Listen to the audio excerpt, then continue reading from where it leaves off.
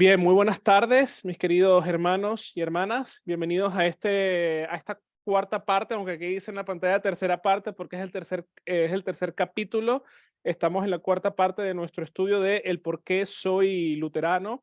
Y hoy, día de San Valentín, donde recordamos a este mártir de la fe, vamos a iniciar con la colecta para el día de hoy. En el nombre del Padre, y del Hijo, y del Espíritu Santo. Amén. Dios todopoderoso y eterno, encendiste la llama de tu amor en el corazón de tu santo mártir Valentín. Concédenos, tus humildes servidores, una fe semejante y el poder del amor, para que los que nos regocijamos en el triunfo de Cristo podamos encarnar su amor en nuestras vidas. Por Jesucristo nuestro Señor, que vive y reina contigo y con el Espíritu Santo, siempre un solo Dios, por los siglos de los siglos. Amén. Bien, entonces continuamos con nuestro estudio para el día de hoy. Y ustedes saben que durante 2 semanas estuvimos inmersos en las montañas. Estuvimos en esa montaña llamada el Sinaí, después pasamos por otra montaña llamada el Calvario, y esta montaña del Calvario nos guió a la montaña de Sión, de la iglesia. Sión, el lugar de nuestra redención. Y todo esto se llama, en los términos, vamos a decir así, luteranos, y en los términos que los trae también el pastor Daniel Preuss, se llama el camino de la justificación, el camino que recorrió Cristo Jesús para ser nuestro Salvador. Y sabemos que somos justificados por gracia, por causa de Cristo, mediante la fe. Entonces, hicimos todo este recorrido y ahora este tercer capítulo vamos a seguir avanzando de la justificación a la santificación. Y quizás muchas veces nos preguntamos, bueno, pero ¿qué significa esto? ¿Qué significa la santificación? Bueno, vemos como también ya finalizando el capítulo de las montañas, en el tema de Sión, el pastor Daniel Preuss traía el tercer artículo del credo. Creo que no puedo creer. Creo que es el Espíritu Santo quien me llama, congrega, ilumina y santifica. Así como llama, congrega, ilumina y santifica a toda la cristiandad en el mundo entero y la hace uno con Cristo Jesús. Entonces, el tercer artículo del credo nos habla acerca de lo que es la santificación. Y la santificación es esta vida que ahora nosotros vivimos gracias a lo que Cristo ha hecho por nosotros y ha ganado en la cruz del Calvario, por cada uno de nosotros. ¿Y cómo uno expresa esa vida de santificación? En las vocaciones, en nuestras vocaciones cristianas. Y como cristianos somos multivocacionales. Por ejemplo, yo tengo la vocación de ser pastor, pero también tengo la vocación de ser hijo, también tengo la vocación de ser hermano, también tengo la vocación de ser amigo, también tengo la vocación de ser padrino, y así sucesivamente puedo seguir sacando muchas vocaciones que Dios me ha dado en esta vida. Y ustedes también. Ustedes tienen vocaciones de padres, de madre, de abuelos, de abuelas, de esposos, de esposas, de cristianos. Y esa vida en santificación uno la muestra en su vida cristiana, en la vocación cristiana. Y a mí hay algo que me encanta cuando se habla de la santificación, y es hablar acerca de el Padre Nuestro. El Padre Nuestro, en sus peticiones o en alguna de sus peticiones, nos habla acerca de cómo vivir esta vida en santidad, esta vida en santificación, sabiendo que somos, como hablamos la semana pasada, somos santos, pero a la vez pecadores. Estamos luchando con eso de que somos santos, pero pecadores. Entonces, por ejemplo, la primera petición del Padre Nuestro, uno dice, santificado sea tu nombre. Y Lutero va a decir cómo se santifica el nombre de Dios. Bueno, el nombre de Dios se santifica cuando su palabra es enseñada con toda claridad y pureza a nosotros, los hijos de Dios, y cuando vivimos conforme a ella de una manera santa. Entonces, la forma en la cual nosotros vivimos en esta vida de santificación es gracias a la palabra de Dios y a lo que la palabra de Dios nos dice a cada uno de nosotros. Después tenemos la segunda petición que se nos dice, venga tu reino. ¿Cómo viene el reino de Dios a nosotros? Bueno, el reino de Dios viene a nosotros cuando Dios, en su bondad, nos da su Espíritu Santo. ¿Y en dónde Dios nos da su Espíritu Santo? En el bautismo. Para que por gracia creamos su santa palabra y vivamos en santidad. Nuevamente Lutero está ligando lo que es la palabra de Dios con una vida en santidad. ¿Cómo podemos vivir en santidad? Viendo lo que la palabra de Dios nos dice. Y esta vida en santidad no es que vamos a tener una Biblia debajo del brazo y vamos a caminar y vamos a estar juzgando a todas las demás personas. No, la vida en santificación es viviendo como Dios nos ha dicho que vivamos, en fe para con Él y en amor para con el prójimo. Ama a tu Dios con todo tu corazón, con toda tu alma, con toda tu mente y con todas tus fuerzas, y ama a tu prójimo como a ti mismo. Y luego tenemos, por ejemplo, en la tercera petición, hágase tu voluntad, así en el cielo como en la tierra. ¿Cómo se hace la buena y santa voluntad de Dios en medio de nosotros? La buena voluntad de Dios, va a decir Lutero, se hace cuando Dios quebranta e impide todo mal consejo y toda voluntad perversa que estorbaría santificar el nombre de Dios o permitir que su reino venga a nosotros. Entonces, la voluntad de Dios es que nosotros vivamos en una vida santificada por causa y por la obra de lo que el Espíritu Santo hace en la vida de nosotros. Y fíjense cómo esta voluntad de Dios y cómo cada una de las peticiones se encadenan, cómo esta voluntad de Dios es para que el nombre de Dios sea santificado en medio de nosotros y su reino venga a nosotros. ¿Y qué es lo que va a hacer el diablo? El diablo va a querer quitarnos, va a querer arrebatarnos la palabra de Dios, como escuchamos el domingo. Cuando el sembrador sale a sembrar, esa primera semilla que cae junto al camino, vienen los pajaritos y se las comen. Ese es el diablo que manda a sus emisarios para comerse, quitarnos, arrebatarnos la palabra de Dios. Y nosotros no debemos dejar que el diablo nos quite su palabra. Y eso lo hacemos en esta lucha espiritual que no luchamos solos, sino que la luchamos junto con Cristo. Cristo es quien lucha por nosotros y para nosotros. Entonces, por ejemplo, ya entrando en lo que el libro nos dice y en lo que Daniel Preuss está hablando, él dice que las buenas obras fluyen de la fe y todo lo que se aparta de la fe es pecado. Entonces, la fe, aquí en este capítulo, él va a hablar mucho acerca de lo que es la fe y las buenas obras, y va a hacer la distinción entre fe, la fe que salva y justifica, y las buenas obras que son para mi prójimo. Las buenas obras no son para agradar a Dios o para ganar un estatus, sino son una respuesta de este amor de Dios para con cada uno de nosotros.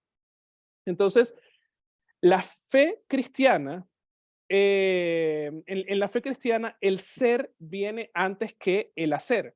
¿Qué significa esto? Que somos hijos de Dios en la fe, y cuando el Espíritu Santo empieza a producir la fe en medio de nosotros, Él nos llama sus hijos. Y fíjense lo que dice la palabra de Dios: mirad cuán amor ha tenido Dios el Padre al hacerlos hijos de Dios, y lo somos.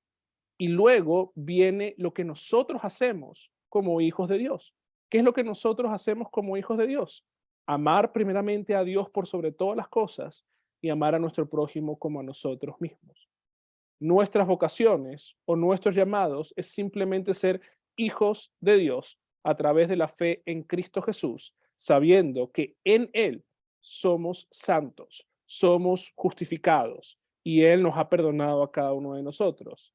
Fíjense cómo el apóstol San Pablo dice, y todo lo que no proviene de la fe es pecado. Y Daniel Preuss va a decir, aún nuestra mejor y más honorable acción en esta vida debe ser limpiada por la sangre del Cordero.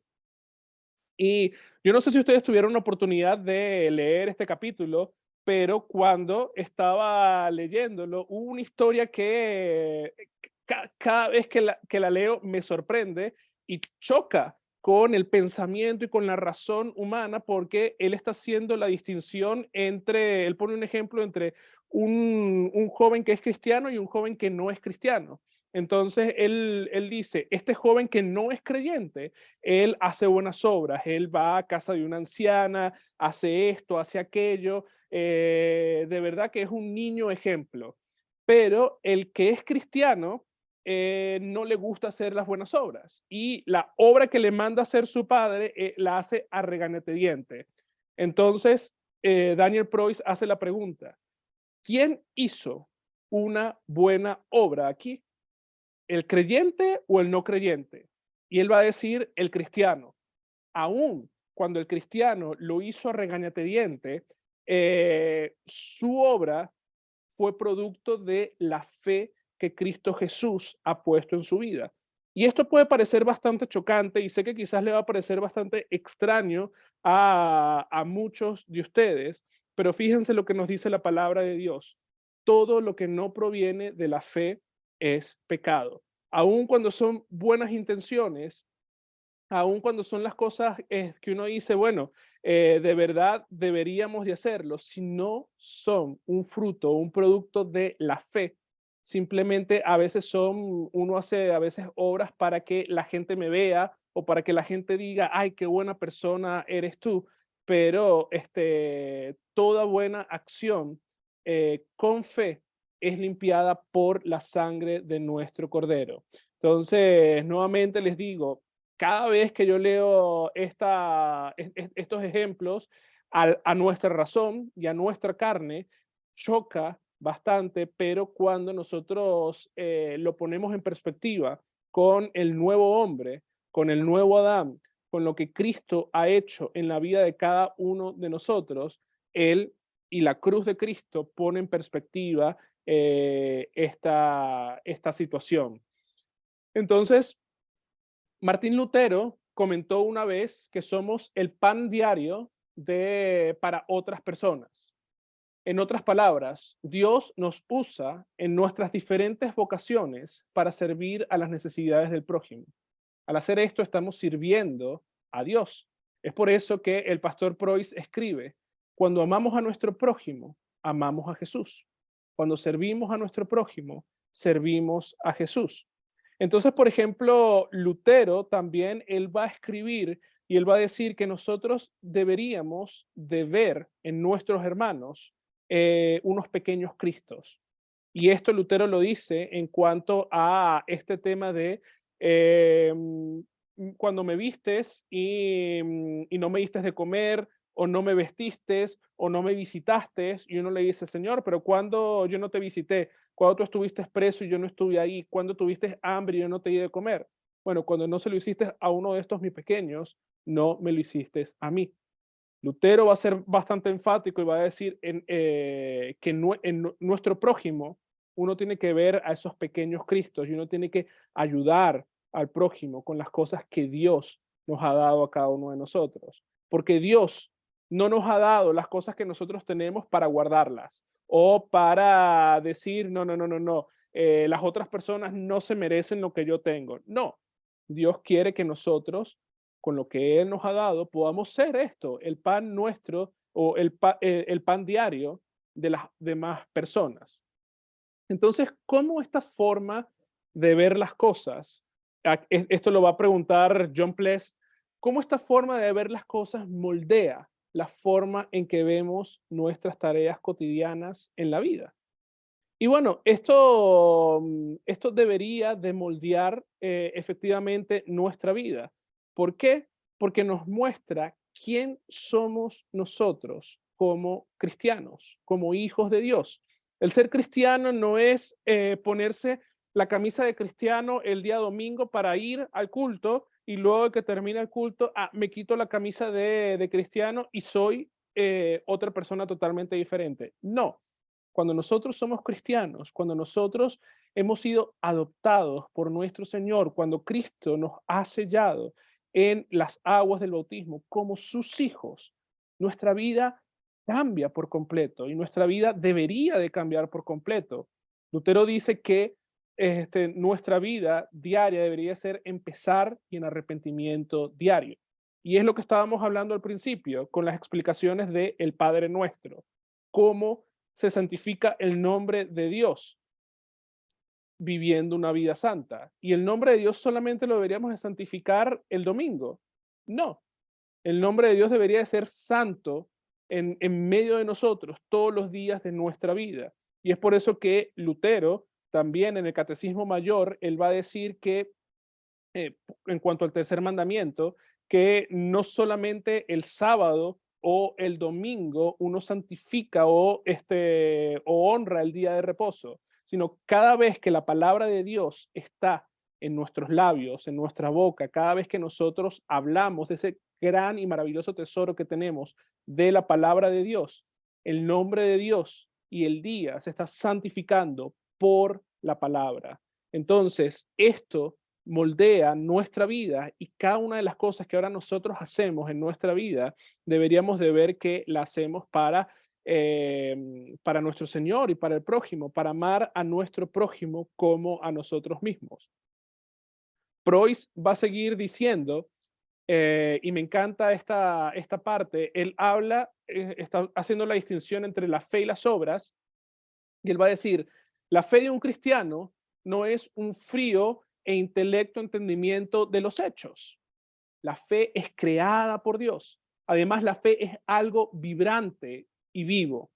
Es verdad que la fe incluye el entendimiento de varios hechos explicados en las Escrituras, pero fe es más que solo entendimiento. Fe es confiar en Dios. Fe es amar a Dios. Fe es el deseo de estar con Dios. Fe es fidelidad a quien ha sido tan amable, bueno y gracioso con nosotros. La fe nos hace parte de la familia de Dios, involucra nuestra relación con nuestro Padre a través de la obra de su Hijo. Como hijos o hijas del Padre, nuestra relación con nuestro amante y gracioso Padre Celestial es hecha perfecta y completa una vez más. Es por eso que Cristo siempre va a asociar a la fe con cosas vivas, con aceite, con semillas, con cosas que producen vida, producen cosas para nuestra vida. Eh, la palabra de Dios nunca va a hablar acerca de la fe como un concepto abstracto o un mero entendimiento, porque como les decía, creo que en la predicación del domingo, el mero conocimiento de quién es Dios no nos da salvación, porque el diablo sabe quién es Dios. El diablo tiene conocimiento de quién es Dios y de quién es Cristo, pero la confianza, esa confianza que se aferra a lo que Cristo ha hecho, que se aferra al árbol de la cruz y va creciendo y creciendo y creciendo diariamente y abundantemente, es lo que nos hace ver a Cristo Jesús. Y sabiendo que tenemos a Cristo Jesús como nuestro Señor y Salvador, Él es quien nos lleva a ese monte Sión para disfrutar de la vida eterna junto con Él. Y es por eso que los escritores de la fórmula de la concordia, también ellos van a escribir, y aquí les tengo una larga cita, son 2 slides de la presentación, pero es fantástico lo que los autores de la fórmula de la concordia escriben con respecto a la fe. Y dicen, así la fe es una obra divina en nosotros, que nos cambia, nos regenera de la parte de Dios y da muerte al viejo Adán. Nos hace personas enteramente diferentes en el corazón, espíritu, mente y todas las facultades, y nos confiere el Espíritu Santo. Oh, la fe es una cosa tan viva, fecunda, activa y poderosa que le es imposible no hacer continuamente lo bueno, ni tampoco pregunta si se debe hacer buenas obras, sino que antes de hacer la pregunta, ya ha hecho las buenas obras y está siempre ocupada en hacerlas. Pero a que no hace tales obras, le falta la fe y anda a tientas buscando ciegamente la fe y las buenas obras, y no sabe ni en qué consiste la fe o las buenas obras. Y sin embargo, hablas mucho y sin sustancia acerca de la fe y las buenas obras. La fe que justifica es una confianza viva e intrépida de la gracia de Dios, tan cierta que uno moriría 1000 veces por ella. Tal confianza y conocimiento, siguen diciendo los autores de la fórmula de concordia, de la gracia divina, le infunde gozo y valor y ánimo en su relación con Dios y todas las criaturas, todo lo cual obra el Espíritu Santo mediante la fe. Y por esta razón, el hombre está gozosamente dispuesto, sin que sea obligado, a hacer bien a todo el mundo, a servir a todo el mundo y a sufrirlo todo por amor y alabanza a Dios, quien le ha conferido esta gracia. De manera que es imposible separar las obras de la fe, así como es imposible separar el fuego de la luz y del calor.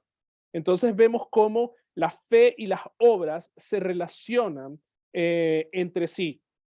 Y nuevamente, en palabras del doctor Lutero, de la libertad cristiana, la fe es para con Dios y las obras, el amor es para con el prójimo. Eso no quiere decir que, yo no voy a amar a Dios. No, no, no. La fe ama a su creador, la fe ama a su Dios y la fe produce ese amor que ahora nosotros vamos a estar mostrando a nuestro prójimo en todas las cosas que ellos necesitan. Las buenas obras no nos van a salvar, pero la fe sin obras, como dice el apóstol Santiago, son muertas. La fe, como dicen también los autores de la fórmula de concordia, la fe no se hace la pregunta de qué buenas obras tengo que hacer. No, no, no. Antes de la pregunta, me encanta eso, antes de que exista la pregunta, ya la fe está haciendo buenas obras, ya la fe está produciendo esos frutos que de ella misma emanan. Es por eso que Jesús mismo va a tomar este texto y él va a decir, yo soy la vid y vosotros los pámpanos. El que permanece en mí y yo en él, este lleva muchos frutos, porque separados de mí nada podéis hacer.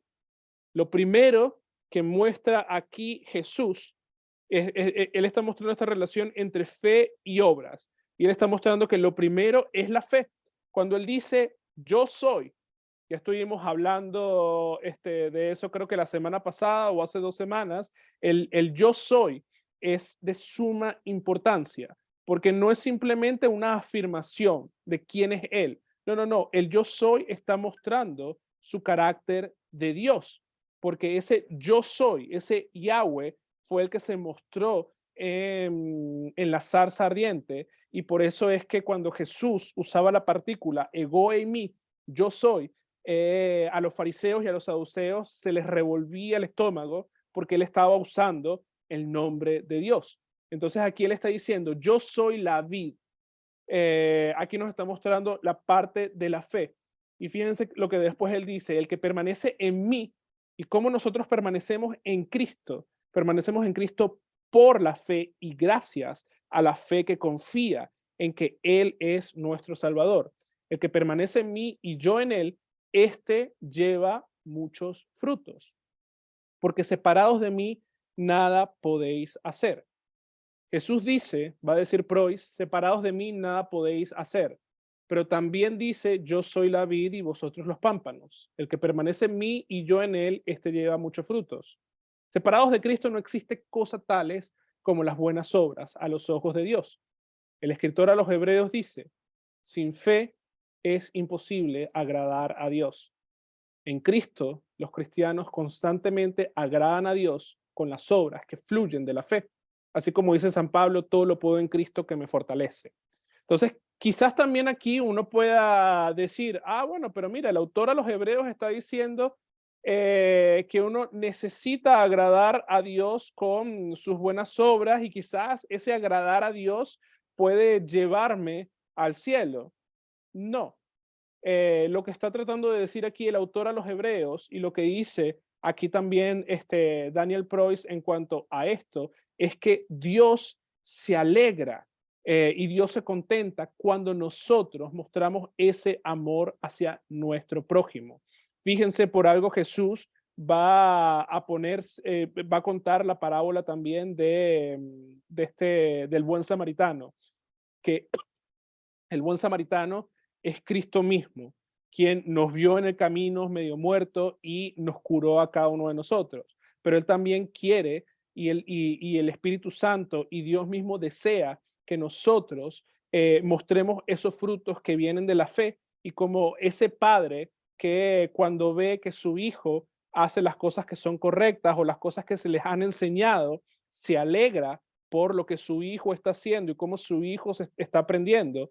Así es nuestro Padre, que se agrada y se contenta cuando Él ve que nuestra fe está produciendo los frutos que Él espera. Es por eso que Santiago dice, pero alguno dirá, tú tienes fe y yo tengo obras. Muéstrame tu fe sin obras y yo te mostraré mi fe por mis obras. ¿Tú crees que Dios es uno? Bien haces. También los demonios creen y tiemblan. De hecho, la epístola entera de Santiago, va a decir Preuss, es una lectura obligatoria para aquellos quienes creen que son hijos de Dios, aun cuando continúen en desfalcos, mentiras, fornicaciones o desafiando a todo lo que ellos saben que es la voluntad de Dios. Y esto es interesante que lo diga un pastor y teólogo luterano, porque también siempre se nos acusan y yo he tenido conversaciones con varias personas que me dicen, yo me salí del luteranismo porque Lutero dijo y Lutero estuvo en contra de un libro de la Biblia porque Lutero dijo que la carta de Santiago era un libro de paja. Y lo que no entendemos es que Lutero, ok, Lutero no es Dios. Lutero pudo, como ser humano, como cualquiera de nosotros seres humanos, pudo equivocarse. Pero lo que Lutero, más bien, y él después va a mostrar el énfasis que va a ser esta carta de Santiago. Efectivamente, en ese momento, cuando Lutero estaba luchando, era por el artículo de la justificación, el artículo Stantit et Cadentis Ecclesiae, el artículo donde se cae o se sostiene la iglesia. ¿Y qué era lo que hacía Roma? Roma se tomaba de esto para hablar acerca de las obras que nos van a llevar al cielo. Y no, Santiago en ningún momento estaba hablando de las obras que nos van a llevar al cielo. Santiago estaba diciendo, y eso también Lutero después más adelante en su vida, cuando ya madura en su teología, va a decir, aquí lo que se está mostrando es cómo la fe produce obras y la fe debe demostrar esas obras. Nosotros como cristianos necesitamos mostrar esas obras porque si no, nuestra fe es muerta. La fe siempre va a buscar ayudar al prójimo. La fe que no busque ayudar al prójimo, uno tiene que autoexaminarse a sí mismo y decir qué es lo que está pasando. Porque la fe en Cristo trata de hacer lo que Cristo hacía. Cristo no se quedaba con los brazos cruzados y se metía en las sinagogas y se quedaba ahí o se quedaba en una habitación en Nazaret. No, no, no. Cristo salía. Cristo, vemos que en las escrituras se nos dice que Cristo echaba demonios, Cristo sanaba, Cristo hacía cosas para la gente. Y el ministerio apostólico también estuvo marcado por los milagros, que eran este fruto también de esta fe salvadora en Cristo Jesús.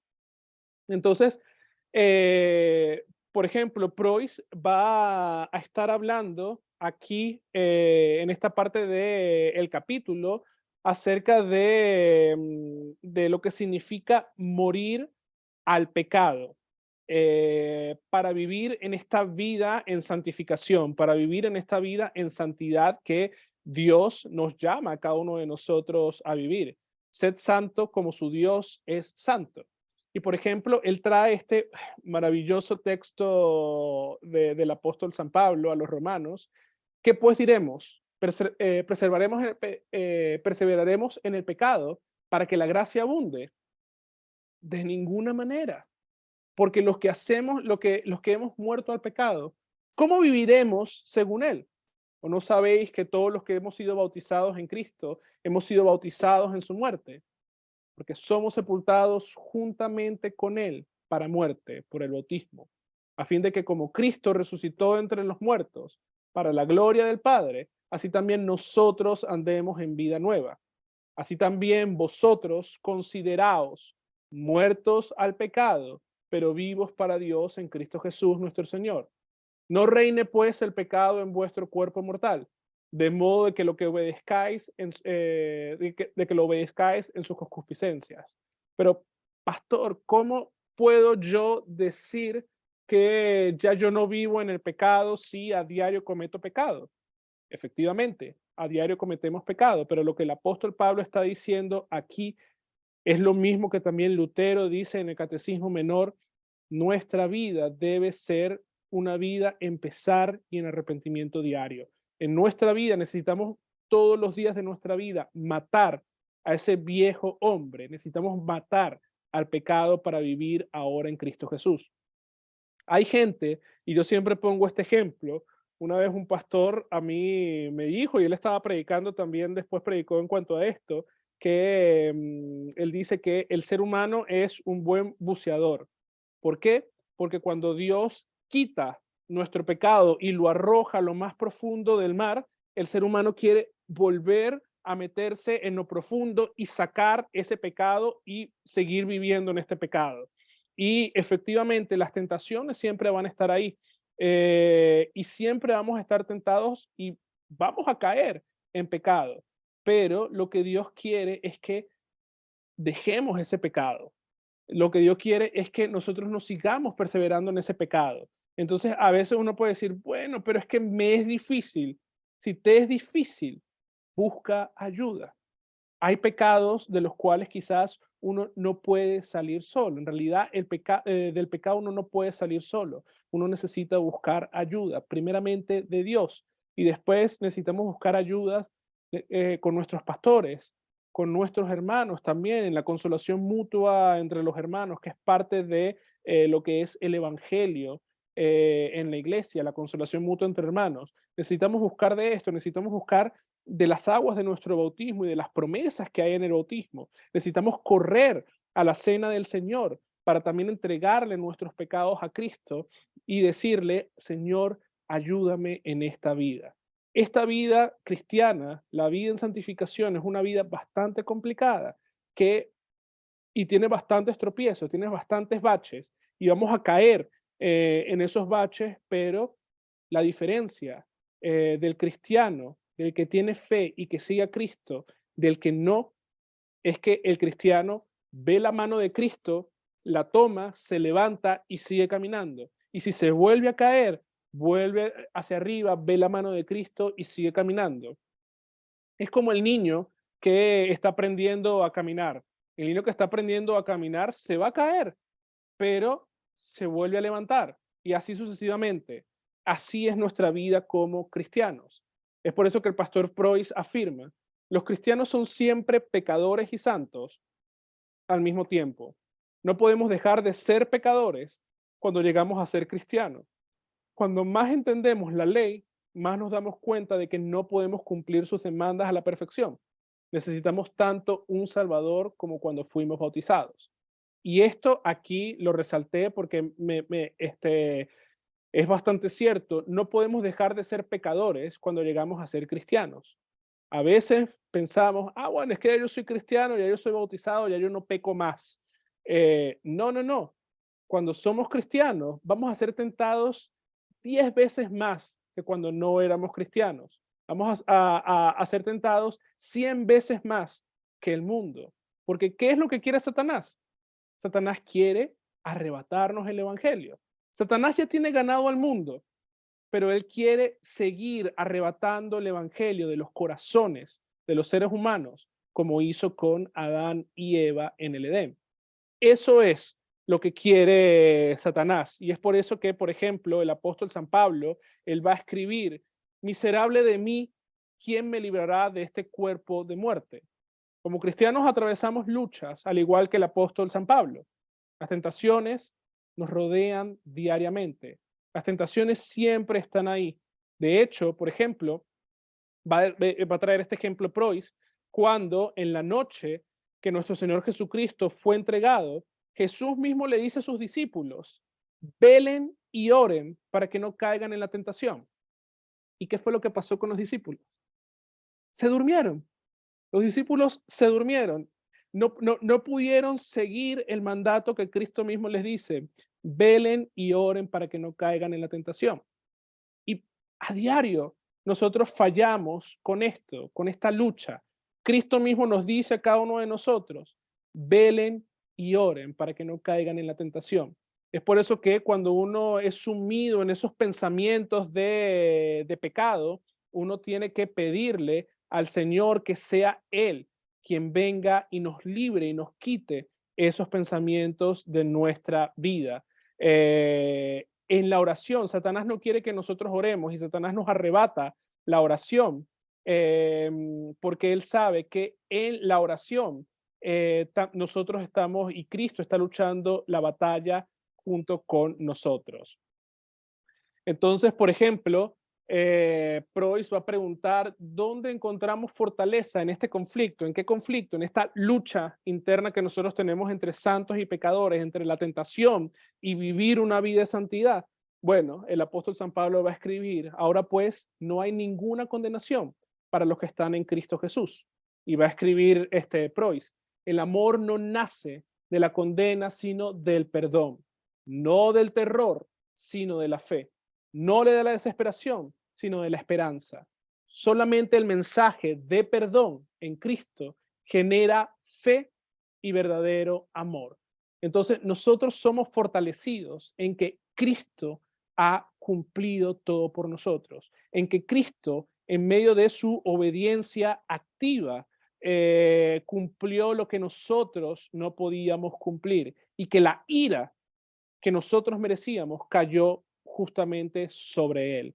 Es por eso que el centro de la fe cristiana es que Dios ha castigado a Cristo en nuestro lugar. Dios no está enojado con nosotros porque Él nos ama de verdad a través de Cristo, su Hijo, y nos ve como sus hijos queridos. Ahora nosotros somos libres para servirle por amor a nuestro Dios. Dios ha creado el amor por Él y por su familia, la iglesia, en nuestros corazones. Él lo implanta ahí. El Evangelio nos declara santos, de modo de que ahora miramos a la ley de Dios frente a frente y no morimos. Somos libres para vivirla. ¿Qué significa esto? Que ahora nosotros como cristianos sabemos que está la ley de Dios y sabemos que la ley de Dios es la voluntad de nuestro Señor. Hágase tu voluntad así en la tierra como en el cielo. Es la voluntad de nuestro Señor. Pero ahora nosotros no tenemos tanto miedo de la ley porque sabemos que Cristo cumplió la ley por nosotros. Sabemos que Cristo ahora nos llama a cada uno de nosotros a vivir en esa vida, en santificación, viendo lo que Él ha hecho y viendo ahora la ley como una guía en nuestras vidas. No de una forma moralista de que, mira, si tú no haces esto que dice la ley, te vas a ir para el infierno. No, sino ahora de una forma de amor. Y que nosotros, la ley nos reprende a nosotros, por eso es que en la confesión nosotros necesitamos ver los pecados que hemos cometido en base a los 10 mandamientos, pero también nos ayuda a amar a nuestro prójimo, a mostrar en el amor cristiano el error y también a vivir en esa vida, honrando a padre y a madre, santificando el matrimonio, santificando la reputación de nuestro prójimo, pidiendo y orando por, no solamente por los bienes materiales que tiene nuestro prójimo, sino por su familia y por toda la gente que está alrededor de nuestro prójimo. Eso es lo que ahora nos llaman los mandamientos a hacer, ver al prójimo y ser libres para vivir esta vida. Por eso es que Preuss, ya para ir cerrando, en la última parte de este capítulo, él va a decir, así los cristianos no obedecen a Dios porque Él demanda amor. No es por la vara que nosotros obedecemos a nuestro Dios. como los perros que cuando uno les pega y les pega y les pega, que luego no hacen las cosas por temor. No, no, no. Los cristianos no honran a Dios porque Él los condenará, sino si no lo hacen. No les sirven porque temen su ira. Los cristianos aman y honran a Dios porque están agradecidos de todo lo que Él ha hecho por ellos. Los cristianos sirven a Dios porque tienen verdadera alegría de vivir con Él. Jesús es el centro de todo lo que hacemos y decimos, porque Él llevó nuestros pecados sobre sí mismo, sufrió, murió y resucitó por nosotros. Por causa de Jesús, amamos a Dios. Por causa de Jesús, amamos a nuestro prójimo. Por causa de Jesús, servimos tanto a Dios como a nuestro prójimo. Y esto es algo distintivo también, no solamente de los cristianos, sino de los luteranos, porque muchos cristianos viven y todavía siguen viviendo bajo la ley, pero muchas religiones de la ley todavía siguen pensando en que tengo que cumplir esto, porque si yo no lo hago, me voy a ir al infierno. Y yo, por ejemplo, hace un par de años estaba hablando con una persona que no era cristiana, que era musulmana, y toda su conversación era sobre el infierno, sobre si no hago esto, voy a ir al infierno. Y yo, y yo siempre comento esto, o sea, cuando yo veía su Dios era totalmente diferente a mi Dios, porque mi Dios es un Dios misericordioso, porque mi Dios es un Dios que si yo me caigo, Él me levanta, que si yo cometo pecado, Él me perdona cuando yo me arrepiento. ¿Por qué? Porque ese Dios se dio a sí mismo por nosotros. Ese Dios envió a su Hijo, que también es Dios, y ese Dios se dio por nosotros, murió y resucitó para ser nuestro Salvador y para llevarnos al cielo eterno. El propósito de Dios no es que nos condenemos. El propósito de Dios es que nos salvemos por causa de la obra de Cristo Jesús. Por eso es que yo siempre lo digo, qué lindo es que nosotros podamos confesar la misma fe, nosotros podamos llamarnos luteranos, y somos luteranos, como dice Preuss, me voy a adelantar, él lo va a decir unos capítulos más, pero soy luterano por la misma razón que soy cristiano, por gracia. No porque haya algo extremadamente bueno en mí, sino por gracia, porque así Dios lo ha querido. Y así Dios nos sigue fortaleciendo a cada uno de nosotros.